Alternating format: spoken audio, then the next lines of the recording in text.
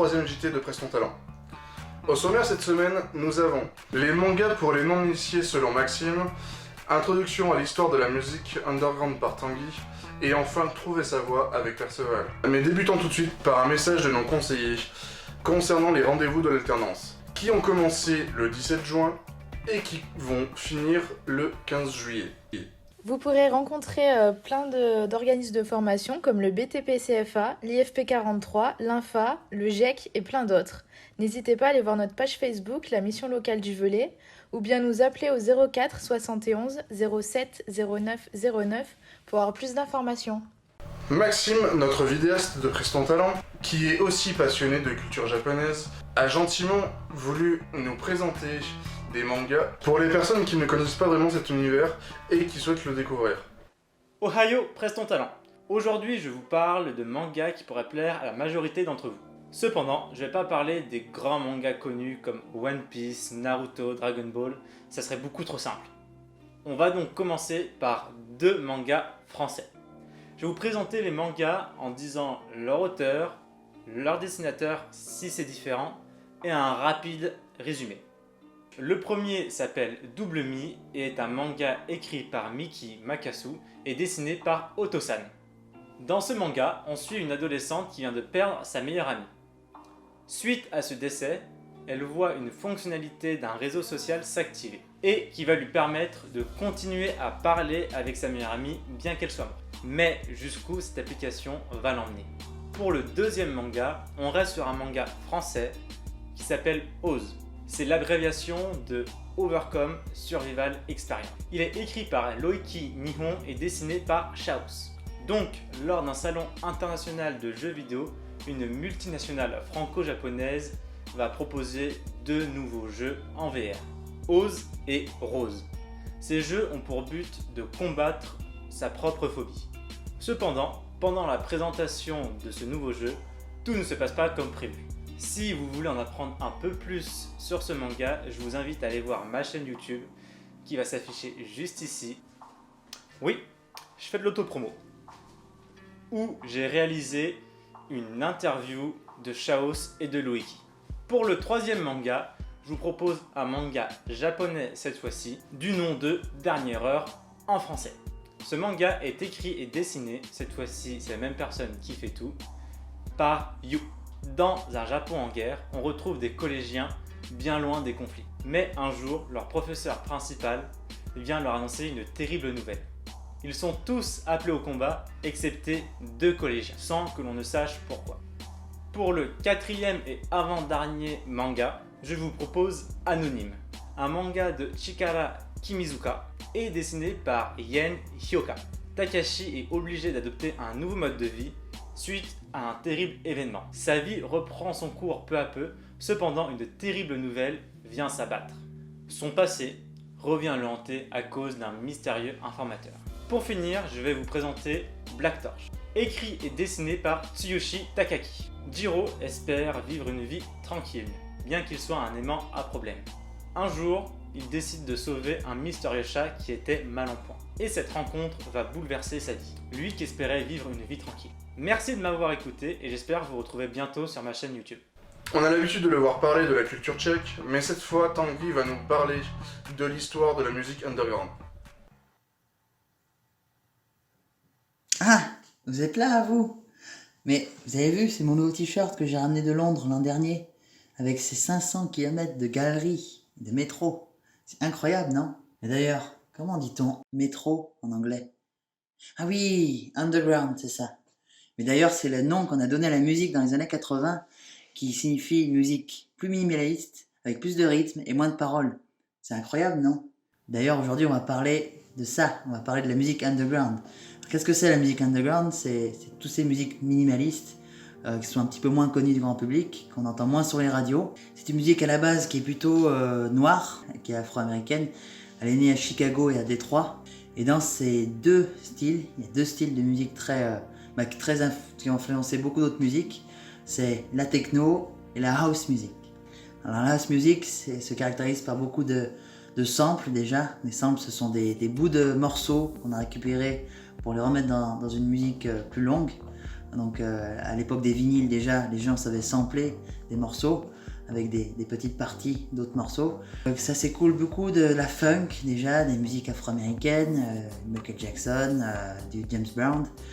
La house music, elle a été créée dans les années 80 par quelqu'un qui s'appelle Frankie Knuckles et qui a été popularisé grâce à son titre Your Love.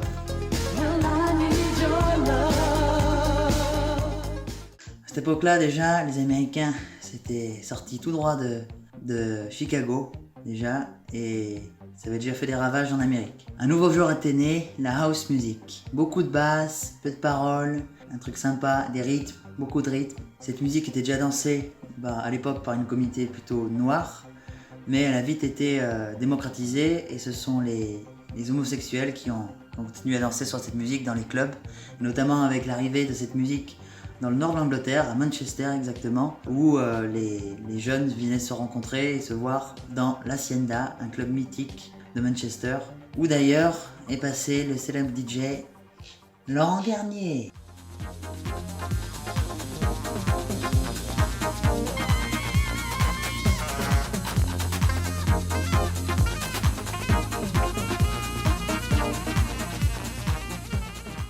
Laurent Garnier, c'est un DJ français qui est âgé aujourd'hui de 55 ans et qui à l'époque en fait faisait ses études à Manchester dans l'hôtellerie et il est tombé sur cette music house dans son club, donc l'Hacienda où il a mixé pendant 5 ans. Pour lui c'était vraiment une claque cette musique, ça lui a vraiment plu. Il trouvait que le public était vraiment déjà très content et très expressif pour cette musique, car oui la musique aussi c'est aussi une manière de s'exprimer et l'Hacienda était vraiment le lieu pour s'exprimer. Il venait mixer au moins 2 fois par semaine dans ce club mythique. Il avait un nom déjà, DJ Pedro.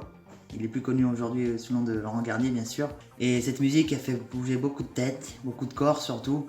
Quand il est revenu en France, en fait il a eu juste l'envie de démocratiser cette musique, car en France les médias et toutes les télés parlaient que d'une musique qui était qualifiée de boom boom, musique de sourd. Il s'est battu pendant longtemps pour démocratiser cette musique.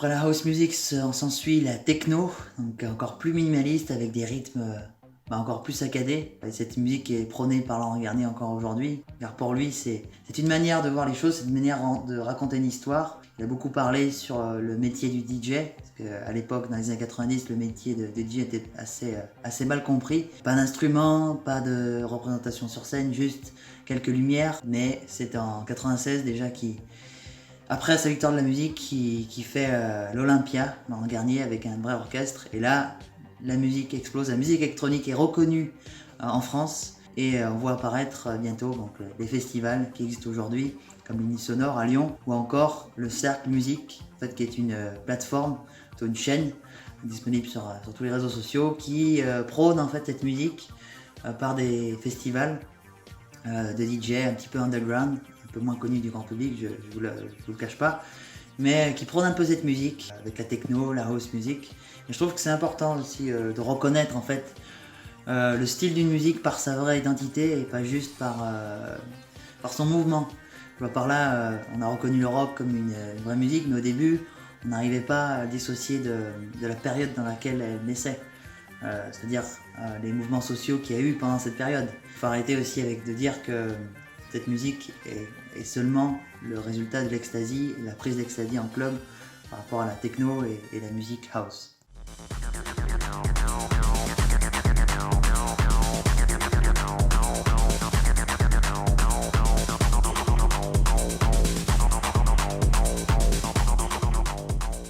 Je pense qu'à l'époque c'était juste une nouvelle manière de s'amuser et dans chaque mouvement bien sûr il y a eu des idées politiques, mais il faut bien classifier en fait cette musique. Le rock, la funk, c'est vraiment un mouvement qui a évolué avec son temps.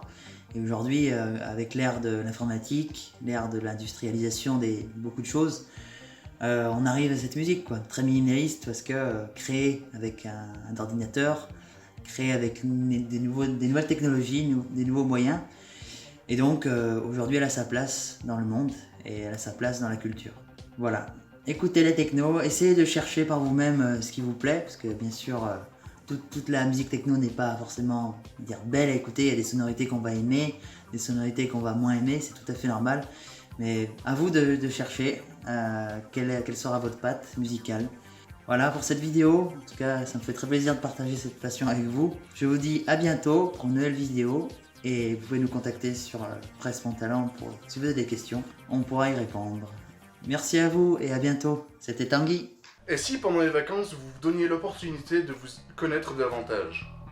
Faisons un petit exercice. Prenons un stylo et une feuille. Merci la régie. Dis-moi Perceval, ça te dirait un petit questionnaire pour connaître ton projet professionnel? Pourquoi pas, si ça peut m'aider. Première question. Qu'est-ce qui te plaît? Me promener en forêt. Qu'est-ce qui t'intéresse? Le sport et la nature.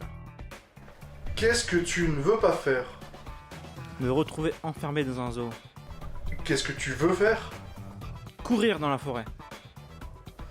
Eh ben je crois, mon petit Perceval, que tu serais un renne libre qui pourrait faire de la randonnée et pourquoi pas naturaliste. En fait, tu serais guide dans un grand parc naturel. Mais vous qui nous regardez, pensez-vous vous connaître vraiment? Comme Perceval, avez-vous réussi à répondre à ces questions? Car si vous avez eu des difficultés, ou si au contraire, vous avez pu y répondre, mais que vous avez besoin d'aide pour concrétiser vos projets, je vous conseille de venir à la mission locale du Velay. Prenez rendez-vous et expliquez votre situation auprès d'un conseiller qui pourra vous aider dans toutes vos démarches. Avant de nous quitter, j'ai plusieurs infos de la part de la mission locale à vous transmettre. Si vous avez des problèmes pour trouver un stage, une alternance ou autre, n'oubliez pas que la mission locale du Velay peut vous aider dans divers domaines.